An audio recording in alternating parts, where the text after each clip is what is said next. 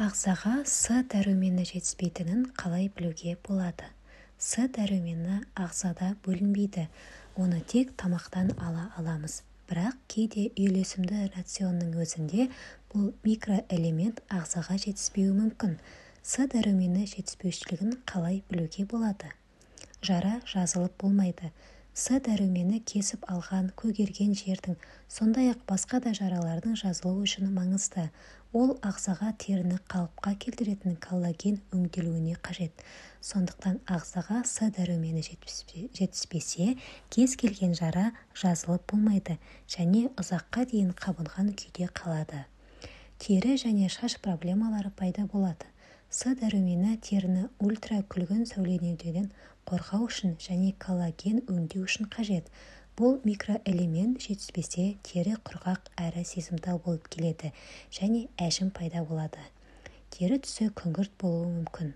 С дәрумені жетіспесе, ол шашқа да әсер береді. Шаш сынғыш болып келеді және жұқарып кетуі мүмкін. Тіс еті қанайды. Кейде тіс еті қанайды және ауырады. Оның себебі ағзаға С дәруменінің жетіспеуі болуы мүмкін. Сондай-ақ ыстық және суық нәрсеге тіс сезімталдығы пайда болуы мүмкін. Буындар ауруы. Буындар ауруы С дәрумені жетіспеуінің кең тараған белгісі. Әдетте бұл белгі бірінші байқалады. Бұл микроэлемент қабынумен күресетін антиоксидант. Егер ағзаға С дәрумені жетіспесе, ол қабынумен күресе алмайды да буындар ауруы мүмкін. Тырнақ сынғыш бола түседі. С дәрумені теңір сіңуі үшін маңызды, ал темір тырнақтың және шаштың сау әрі қатты болуы үшін қажет. С дәрумені жетіспеген жағдайда тырнақ сынғыш және әлсіз болуы мүмкін. Мұрын қанай береді. С дәрумені ағза жасушаларының өсу және қалыпқа келу процестеріне қатысты.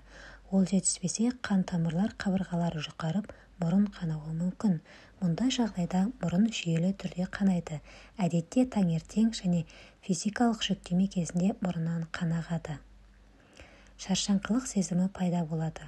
Ұйқыңыз қанса да, оның көп жұмыс істесеңіз де, күні бойы өзіңізді шаршаңқы сезінесіз.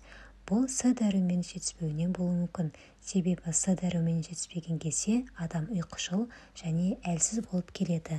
Сондай-ақ ол ашуланшақ болып кетуі мүмкін. Иммунитет әлсіреп кетеді.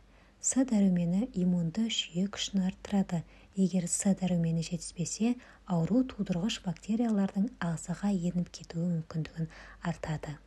Денеде себепсіз көгерген жерлер пайда болады. Егер С дәрумені жетіспесе, денеде себепсіз көгерген жерлер пайда болады.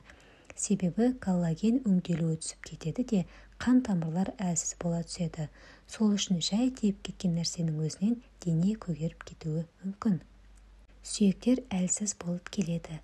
Егер ағзаға С дәрумені жетіспесе, сынық алу немесе остеопорозбен ауыру қаупі артады.